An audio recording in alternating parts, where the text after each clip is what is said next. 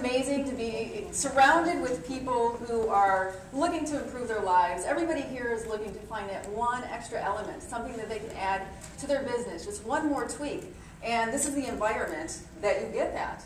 I mean, my first session with Bill Walsh was a year ago, and it was Rainmaker. I attended the Rainmaker, and I was so wowed by the experience, I started to refer people like crazy. And a lot of my training came from the personal growth realm. Anthony Robbins, everybody knows that is, right? I traveled with Anthony Robbins for quite a few years, had some great experiences with him, and then it was time to move on again. So what my mission is to get people back to joy. I want that to really sink in, because for me, all the experiences that I've had in my life, overcoming them, going through obstacles, my ultimate goal was to be happy. Can you relate to that? Oh, yeah. Yeah? And yellow is my favorite happy color, by the way. So what I've done is, after having all these incredible experiences, I said, how can I serve? Because that's what it comes down to. How can I give back? Because I know that everybody in this room has a story. Everybody can teach somebody something in this room. Everybody comes from a place, I believe anyway, if you're here, you're coming from a place of service and wanting to give back. Yeah. Agree? Yeah. So Reinventing You is an action plan for taking your life into a new direction. It's not out yet. It comes out to the fall, and I'll start a media tour with that as well. And what I decided to do is go through Reinventing You just to give you some tips. I don't have a lot of time today. I'm very thankful for Bill for allowing me this little bit of time to speak with you. So I'm going to give you some concise tips, and we're just going to go through the process and share and have fun. In for that? Yes. Okay, great. Am I blocking anybody at all? I want to make sure I'm not in the front. So Buddha, one of my spiritual mentors, we are shaped by our thought, we become what we think. So one of the things that helped me in my life, because I believe that nothing has meaning until we arrive and place our meaning on it. So imagine that there's no good or bad in this world. That we arrive and we decide, we're going to decide how we're going to do it. What is the frame of how we're going to conduct ourselves? So if we start operating from this principle and looking at events, imagine just for a moment, everybody, I want you to picture an event that happened in your life that was not so great.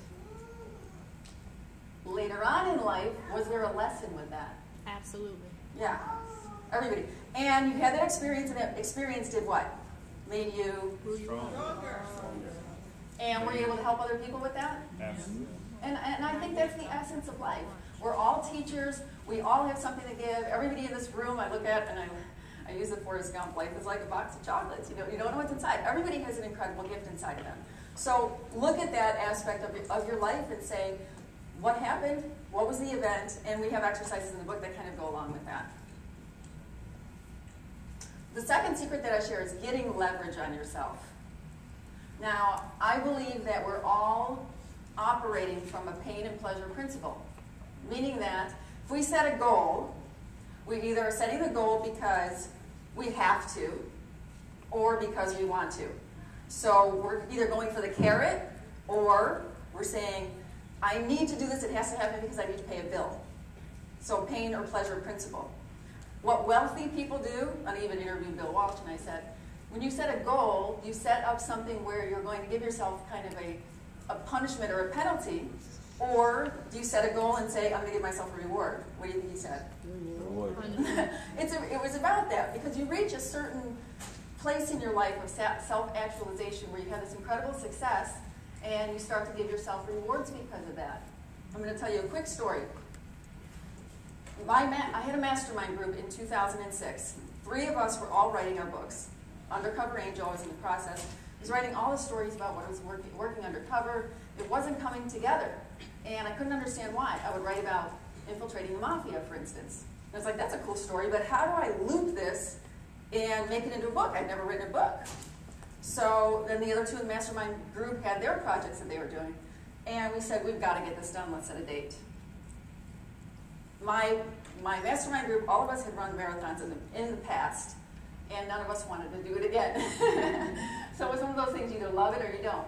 So we said if we didn't finish our books by December of 2006, The penalty was a marathon.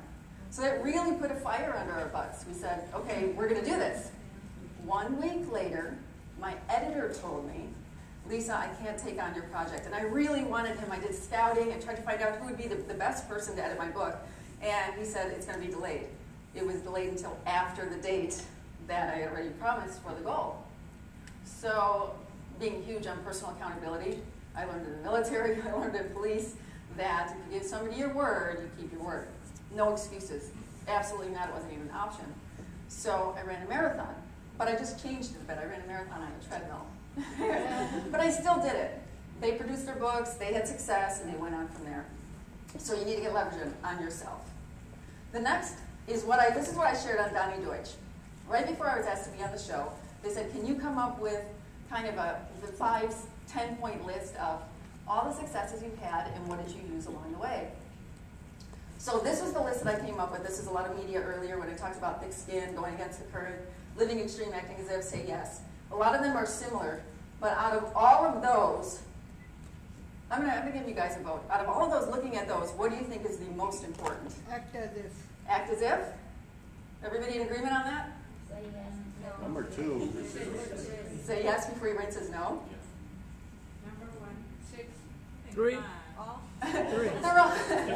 They're all pretty important, right? Yeah. But taking action is the most important.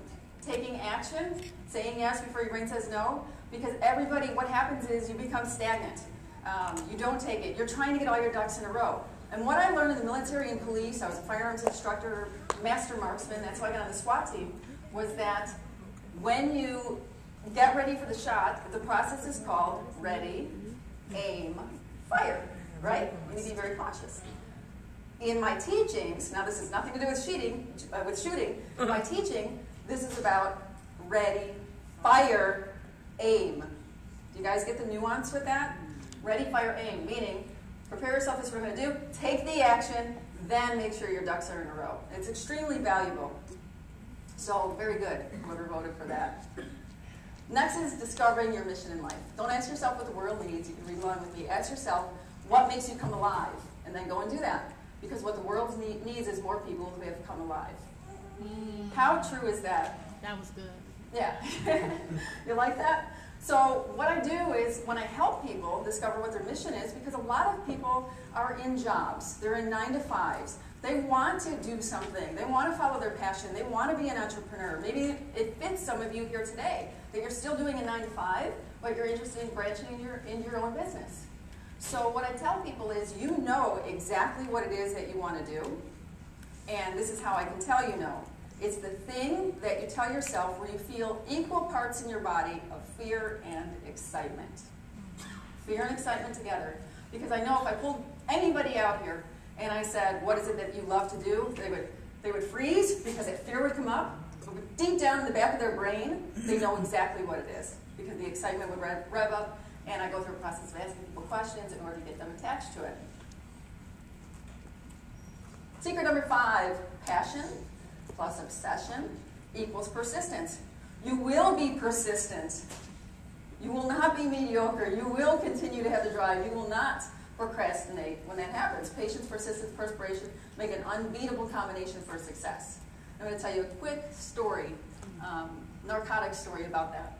I was working undercover, and it was for an acid buy, LSD. And we had the informant who was the person that I was going to be working with, and that informant said, okay, Lisa, we're going to meet at 7-Eleven, and the other bad guy is going to show up, and it's all going to work out. We had SWAT team across the street to get ready for the bust. I was in the car with the bad guy. Prior to that, he was on the phone, and he said, Lisa, we need to change the location. The other guy wants to meet us somewhere else. Now imagine, we've got SWAT team surveillance on the original 7-Eleven location. Now all of a sudden he's saying we need to move. You have any idea how dangerous that is? So supervisors are just telling me, we're not moving. You need to figure this out. So I did. I came up on the fly with this story of, listen, and my undercover was a Hooters waitress. So I said, listen, I just got off work, and I feel safe because there's a lot of lights there and that sort of thing. And they bought the story. So en route, as we were going there, the bad guy called again. No, we want you to meet at the gas station across the street. So now I have to fake a phone call as we're picking up another bad guy who's getting into the back seat, call my narcotic partner and tell him, we're moving across the street, there's nothing I can do. So we have the van that's undercover, everything is completely secure in one area, and we got to change the zone. So we did it on the fly. I used the active principle that I explained to you earlier, and we were able to have a successful result because you get very creative when you are under pressure. You get very creative about trying to figure it out. And did I have a recession? Was there some passion tied to that? It allowed me to be persistent. And it had a lot to do with safety, too. Your vision. The two most important days of your life are the day you were born and the day you found out why. I just so love that. Because everybody's wondering, you know, what is my mission? Why am I here? What am I supposed to do? How do I serve? How do I fund my life? How do I have an income doing what I love? Because right now, a lot of people are not doing what they love. They're doing what they have to or what they need to. And I say reinvention is a cause and effect type thing. We're either reinvention because we want to or because we have to. So vision board is huge for that. So in Reinventing You, I have this process with a vision board that's a little bit different than your normal poster system. Communication and rapport, this is huge. People listen when they know how much you care. I learned from many people about what makes a person interesting and listenable. There's a common misunderstanding about what caring means. Most people define caring in part as being unconditionally accepted by another. People will not try to truly listen to us until we show them how much we care. Do we believe that? Mm-hmm. Are you in agreement with that? Mm-hmm. Yes. I mean, you can tell. And I used this in my police career, and now I use that in my coaching. In order for me to get confessions from people, now imagine, the last person, a criminal, the last person that they're going to want to talk to is a police officer to tell them and confess and have it used against them in court. So you need to get in rapport with somebody in order to have that. And that carries across your entire life in all of your relationships. In your marriage, with your children. If you want to have any power to influence somebody else, to kind of go your way, to see what you're doing in business, to see that it's acceptable, to see that this is the way that I should go, you need to be in rapport. And being in rapport, there's a few things that need to happen. Body language, tonality, words. Start using the words that they're using. Change your tonality when you speak to them. Mirror, match and mirror. Have you ever heard of that term? Oh, yes. Match and mirror what they're doing in order to get in rapport. Mentors and peers. The 5 people you surround yourself with will be directly proportionate to the level of success you have in your life. Say that with me, that last part. Upgrade, upgrade, upgrade. And you're already doing it in this environment for sure. You're upgrading who you're surrounding yourself with. It's completely your choice. You know, who said it? Wayne Dyer. Love your family, choose your friends, right? So that's what it comes down to. Constantly put yourself in a place where you're learning from somebody, where somebody is higher in a business that you're interested in. So you're here, continue to do that. Reinforcement coaching, secret number 9. Does anybody have a coach in here? Anybody do personal coaching? What about in business? Business coaching?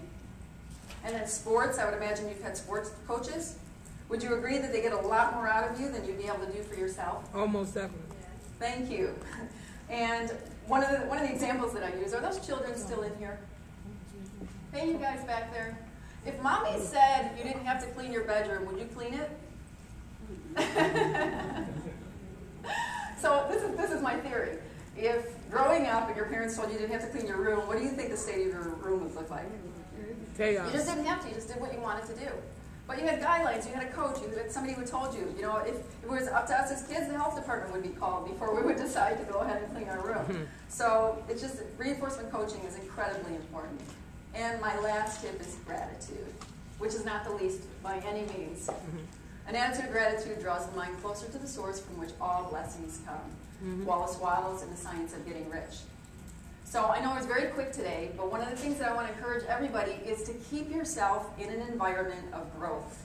As I said, I mentioned before, Anthony Robbins, Bill Walsh, Rainmaker Organization, Wynn University, Success Camp, the list goes on and on. CEO Space with Bernie Dorman is amazing if you had an opportunity to meet him. I'm involved with all of those because I believe that if we're not growing, we are, we truly are.